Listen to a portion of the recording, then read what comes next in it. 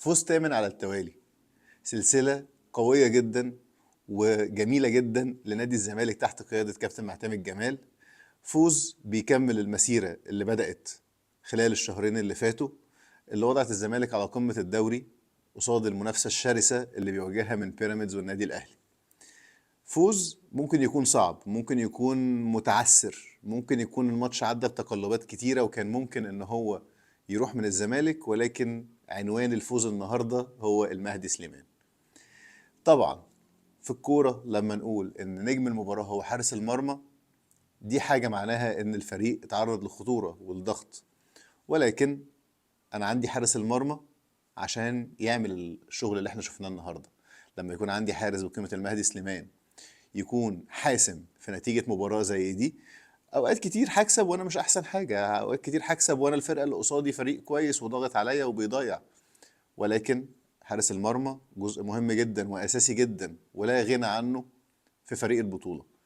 فالمستوى اللي احنا شايفينه من المهدي سليمان النهارده، خصوصا ان هو قعد احتياطي المباراه اللي فاتت وكان ممكن ان هو نفسيا يكون متاثر بالحاجه دي، ولكن شفنا جاهزيه ذهنيه وبدنيه عاليه جدا خلته ان هو يتعامل مع كرات صعبه جدا، حافظت للزمالك على 3 نقط غاليين جدا، واصبح على بعد مباراه واحده من نهايه الدور الاول، اللي كلنا نتمنى ان هو ينتهي بنفس الشكل عشان لما نوصل للمرحله النهائيه نبدأ مرحلة الحسم بهدوء.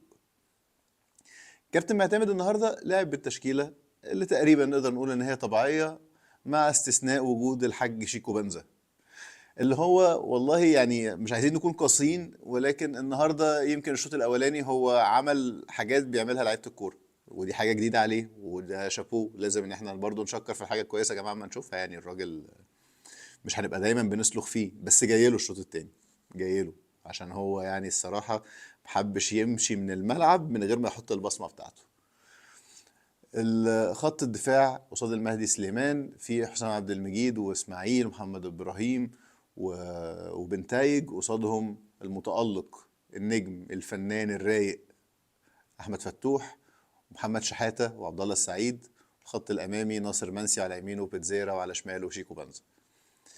المباراة نقدر نقول إن هي كانت إلى حد ما سجال بين الفرقتين.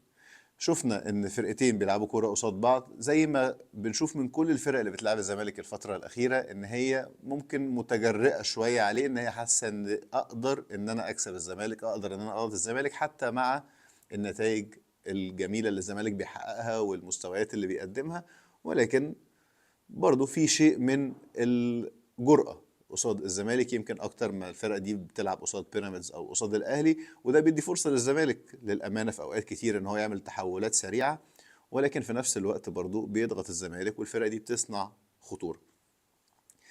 النهارده ما اقدرش اقول ان محمد اسماعيل وحسام عبد المجيد اتعرضوا لمواقف كتيره او شديده زي قبل كده، ولكن هم بيمارسوا اللي بيقدموه الفتره اللي فاتت من ثبات في المستوى، خصوصا من محمد اسماعيل اللي هو حل كبير جدا بالنسبه لنا في الخروج بالكوره. محمد ابراهيم ممكن مش احسن مبارياته النهارده، ولكن برضو مازال في ثبات في مستواه. بنتايج النهارده مختلف فايق اكتر، جايز ما كانش بيحصل، ما فيش المشكله اللي كانت دايما متكرره ان بيتضربوا في ظهره هو وحسام عبد المجيد، الا يمكن في كرة واحده في الشوط الثاني في تحول سريع اتعمل من نادي الاتحاد، ولكن في المجمل مباراه جيده. محمد شحاته، يعني احنا بنتكلم ان هو لعب شوط واحد، هنقف عند لقطة الطرد بتاعته، ولكن الشوط ده كان شوط مميز جدا من محمد شحاتة على المستوى الدفاعي والمستوى الهجومي. عبد الله السعيد كان ليه دور في تنظيم اللعب وفي نقل اللعب لنادي الزمالك، ودي حاجة احنا متعودين عليها منه. فتوح الاكتشاف بتاعه في نص الملعب على الجنب اليمين، دي حاجة خلاص، دي احنا اعتمدناها خلاص. احمد فتوح هو نمرة 8 على الجنب اليمين بالرجل العكسية، حاجة اختراع من معتمد جمال أثبت نجاحه بامتياز.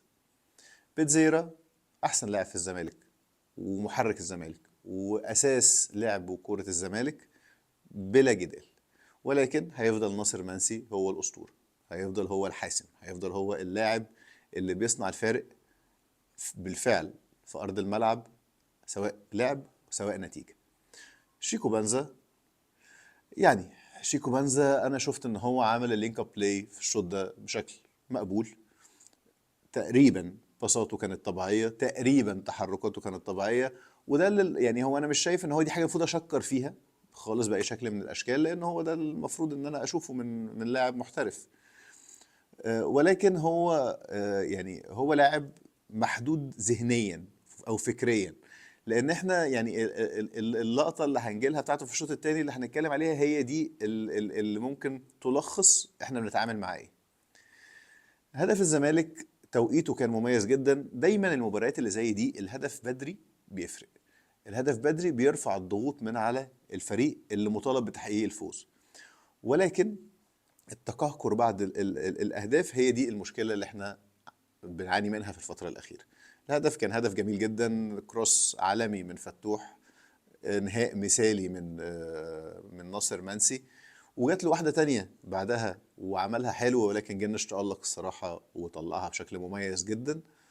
ده نقدر نقول اللي هو السمري بتاع اللي حصل في الشوط الاول. لكن هنقف عند الحالتين الجدليتين التحكيميتين في الشوط ده.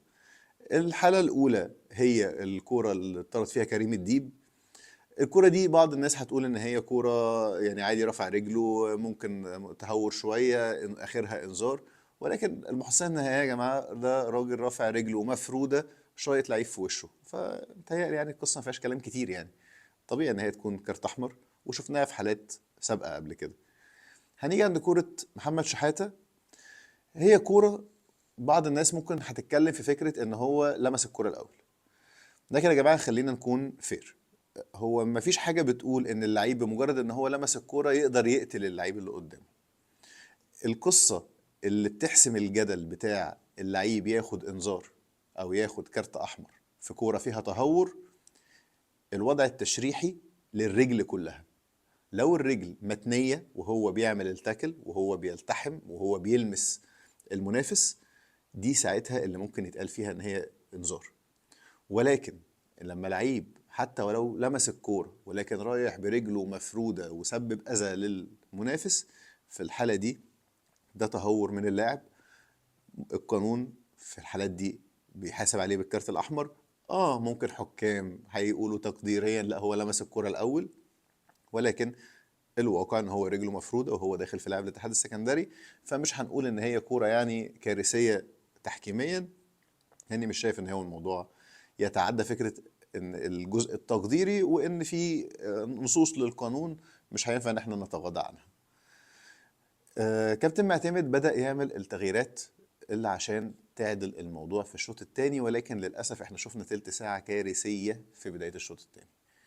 نزول احمد ربيع مكان عبد الله السعيد تغيير منطقي، لان انا محتاج انزل لعيب هاف ديفندر مكان محمد شحاته. ولو هسحب فتوح او عبد الله اكيد هسحب عبد الله. ده شيء ما يعني ما فيهوش جدال. فنزول احمد ربيع اللي شايف ان هو مستواه بيتقدم وكورته بتتقدم، ان هو الولد كورته كويسه، ولكن ثقته بنفسه خلته ان هو مستواه بقى افضل. ولكن الفريق ككل لما لعب 4-4-1 وبدأ يتقهقر لورا مع عدم التزام كامل من شيكو بنزا، مع بيتزيرا طبعا ان هو كان اوقات كتير بيفتح لقدام، كان في بعض الاختراقات. عبد الرحمن مجدي وقفشه كانوا محركين رئيسيين لخط نص نادي الاتحاد، مثلوا خطوره شديده جدا. اولها كوره عبد الرحمن مجدي، الشوطه اللي شاطها من بره ال 18. الشوطه دي كانت محطوطه بشكل كويس جدا، والتعامل معاها كان مثالي من المهدي سليمان، وتغطيه محمد ابراهيم خلت ان المهاجم الاتحاد السكندري مش قادر يعمل الفولو فيها. والكره الثانيه اللي هي اتعمل تحول في ظهر محمود بن تايج، واتعملت الكره من 3 لمسات لقفشه. ويحسب جدا لحارس مرمى في الكوره دي انه ما يبيعش نفسه. هو اخذ الخطوات اللي تقفل الجون وفضل واقف على حيله عشان قفشه عارف ان هو هيحطها بالشكل ده، او ان هو مش هيطول وهيحطها من لمسه واحده، و90% هتتلعب في المكان ده. فانتظاره للكوره ان هو ما يترميش تحت او ان هو ينزل، ده اللي اداله الفرصه ان هو قادر ان هو يتعامل مع الكوره بثبات شديد جدا. فشابوه للمهدي سليمان. مهدي سليمان النهارده هو اللي جايب ال3 نقط في وجهه نظري. نيجي عند باقي التغييرات. احنا شفنا بعد كده نزول عدي الدباغ مكان الاخ شيكو بنزا، ونزول محمد السيد مكان احمد فتوح. يعني شيكو بنزا قبل ما يطلع في الدقيقه 67 في كوره بتزيرا اخد الكوره من نص ملعب الزمالك وطايح وعمال يرقص في اللعيبه قدامه والسكه فتحت ورايح. انت بقى يا استاذ شيكو، نفسي هو انت ما حدش علمك تحركات، ما حدش فهمك ان لما لعيب هيبقى جاي بالمنظر ده انت دورك ان انت تفتح له زاويه تمرير او توسع له السكه بان انت تسحب المدافع اللي معاك. ده فضل واقف بيجري بيبص بظهره كده وهو بيتدنجل بالبلدي قصاد بيتزير. يعني هو انت بتحاول تعمل ايه؟ يعني انا يعني انا وقفت عند اللقطه دي، انا مش قادر افهم. يعني انا مش قادر افهم هو انت هو هنج. يعني تقريبا ما خدتهاش في الكلاس. انا ما اعرفش ايه اللي بيتعمل لما لعيب يبقى جاي لي كده. خلى شيكو بنزا مش عارف يروح فين ومش عارف يعمل ايه وحاول يدخل على جوه. وهقف شويه برضو يمكن عند اللاين مان، لان الكره دي يعني بيتزيرا ما لعبهاش لشيكو بنزا وهو واقف في الاوفسايد. هو مدافع الاتحاد قطع الكوره واداها لشيكو بنزا. طب ما هو اللي لعبها، يعني ده لعبها بارادته. يعني هو يعني بيتزيرا بيرقص ورايح، انت كمدافع قطعت الكوره واديتها للعيب التاني، انا ما لعبتهالوش. فازاي تكون اوف سايد؟ بس هي مش هتفرق كتير لان هو عك الدنيا بعدها يعني. بعد كده نزل عدي الدباغ اللي في اول ما نزل احنا شفنا طبعا مع التغييره دي محمد السيد حرك اللعب طبعا، متنفس جديد بلياقه مختلفه، قدر ان هو يحرك اللعب بشكل كويس خصوصا على الجنب الشمال. كواليتي الباسز بتاعته جميله جميله وممتعه للعين، ولعب ده بشكل كويس مع بنتايج، وكان عاملين جبهة جميلة في الجانب الشمال. ونتج عنها ان اول كورة اتعملت بنتايج عملها بالعرض لعدي الدباغ اللي رجعها تاني عند بنتايج. يعني هو زي ما هي جابها وداها الناحية التانية. هي الكورة ما كانتش في منتهى السهولة بس اتجاهها وشكلها كان مستفز شوية الصراحة. لكن شفنا بعد كده ان في الوقت ده التزام عدي الدباغ مع محمد ابراهيم لغاية وقت خروجه ونزول عمر جابر، والتزام بيتزيرا الغريب لما راح الناحيه التانيه برضو ان هو بيرجع، خلى ان الملعب بقى كومباكت اكتر. الاتحاد مش قادر يصنع خطوره كبيره قوي في الوقت ده. وكمان ان ناصر منسي مازال محافظ على فكره ان هو بيقدر ينزل لي الكوره الطويله اللي بتتلعب. ناصر حتى لو مش هياخدها تماما او يعمل منها هجمه، هو اللي هيبدا، هو اللي هيستلم. حتى لو الاستلام ده طول هو اللي هيلعب بالهيد، حتى لو الهيد ده ما راحش لحد هو هيسبق المدافع. وده نتج عنه ان هو اخد كوره واتلعبت لبيتزيرا واتعمل عليه فاول، وكان الفاول ده كان الطبيعي ان هو يكون انذار تاني لمدافع الاتحاد السكندري، ولكن الحكم عداها عشان كفايه طرد كده النهارده. وبعد كده شفنا سحب ناصر منسي ونزول ادم كايد اللي احنا مبسوطين جدا برجوعه عشان المباراه تتقتل دقيقه ورا دقيقه لغايه لما انتهت بسلام على نادي الزمالك. تحيه كبيره جدا جدا جدا لجمهور نادي الزمالك. يا جماعه الجمهور ده لو في حاجه هتحصل كويسه للزمالك هتحصل بسبب الجمهور. الجمهور اللي هو غاب عن المباراة اللي فاتت تقديرا للشهداء وان في قرار من الروابط ان هو ما يحضروش مباريات في الدفاع الجوي. كل الكلام ده احنا شفنا مفيش رابطة، مفيش كورفا، مفيش وايت نايتس، في جمهور زمالك عادي اللي هو الطبيعي. جمهور الزمالك ما بيخلصش، جمهور الزمالك ما بيزهقش، جمهور الزمالك ما مش هيبطل يشجع الزمالك ويفضل وراه عشان يوصل بيه للنتيجة اللي هو نفسه فيها. وده اتمنى ان هو يفضل دايما داعم مش سبب توتر للعيبه. اللي شفته شويه النهارده في على مدار اوقات يمكن اكتر من تلت ساعه الشوط الثاني وممكن تلت ساعه الشوط الاولاني، لعيبه الزمالك بدات تحس شويه بالضغط. لعيبه الزمالك بدات تحس بقيمه الوقت اللي هي فيه دلوقتي ومدى الصعوبه اللي هي فيها دلوقتي، وهم ان هو دايما الحفاظ على الصداره في ضغط عصبي اكتر بكتير من المحاوله للوصول ليها. ففكره ان الزمالك قصاده 7 اسابيع يحافظ فيهم على الصدارة، 7 أسابيع هينتهوا الدور الأول بماتش إنبي، بعد كده هيبدأ يلعب الفرق المتنافسة معاه، والفرق دي هتلعب بعض برضه. يعني هو ما حدش بس يعني يحط ضغوط على اللعيبة ان هو احنا ما ينفعش نغلط، احنا ما ينفعش نضيع نقط. اه بنحاول ما نضيعش نقط ده اكيد، ولكن ممكن توقع نقط، بس ما توقعش نقط ناتجة عن التوتر او فقدان الهوية، او ان انت تبقى قاعد بتفكر في ايه اللي هيحصل بعد ما يدخل فيها الجون. لا يعني هو ده مش منطقي. الدوري بقى صعب، مش هنقول صعب لان مستويات الفرق عليت، ولكن هي بقت متقاربه. اللي علي شويه علي، واللي مستواه نزل، لان الكوره عموما في مصر ما بقاش فيها فروقات كبيره بين اللاعبين. فانا بشوف اللي بيرفع فريق وبينزل فريق هو اسم الفريق، التيشيرت اللي اللعيب لابسه، جماهير الفريق ده، هي دي اللي بتحافظ على الفروقات بين الفرق.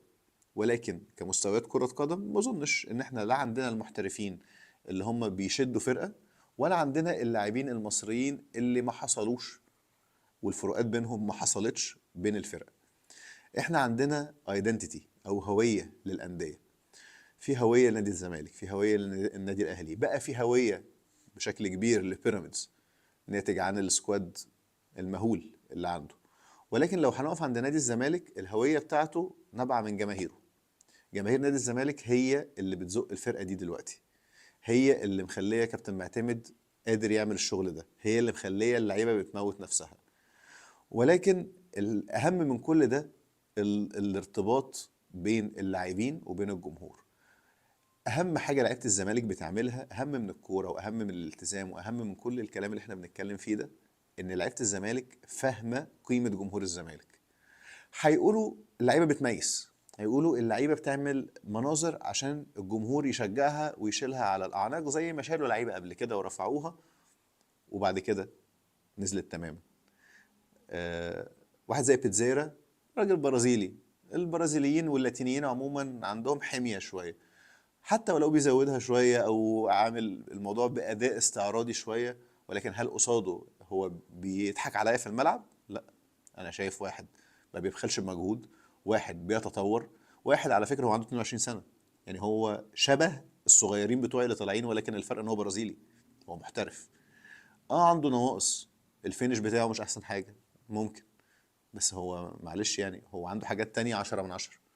فلا انا هستحمل الفينش بتاعه، هيتعلمه واحده واحده، لان انا لعيب، انا عندي ثقه في ان في 9 من كل 10 محاولات هو هيعدي. 9 من كل 10 محاولات هو هيحافظ لي على الكورة، وهتنتهي بياخد فاول، يطلع باص، الفرقة تتشد أصلا للناحية التانية وننقل الهجمة تبقى في نص ملعب الفريق التاني. لأن الثواني دي يا جماعة بيدفع فلوس في اللعيب اللي يقدر يحافظ على الكورة ويقف عليها. زمان كان عندنا لعيبة كتير قوي بتقف على الكورة وقت طويل، واحنا كجمهور كنا بنزهق.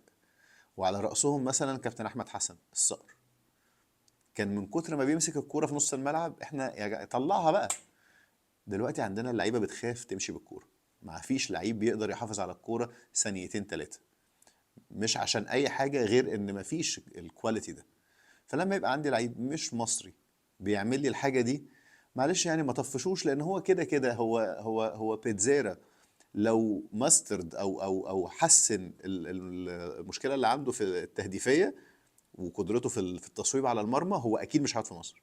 عشان بس نكون متفقين، هو مش شبه الدوري، زي ما كنا بنقول من كام سنه على كينو ان هو كان جاي تايه. في لعيبه كده ده مش مكانها، لان هي مستواها اعلى من كده، ولكن رزقنا انه جه. نوايا، ربنا بيحبنا، سميها زي ما تسميها، لان الراجل ده ما كانش جاي اصلا.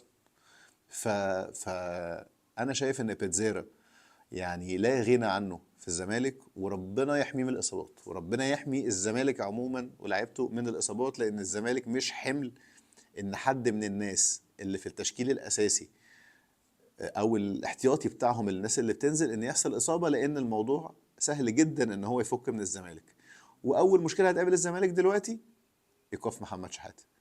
هنشوف الايقاف هيبقى مباراه اتنين اكتر، هيبان. ولكن احمد ربيع يقدر يسد مكانه، بس كده ما بقاش في حد يسد مكان ربيع لو في اي مشكله. فالزمالك لازم يكون في استشفاء كويس قوي للعيبه، اهم من الكوره.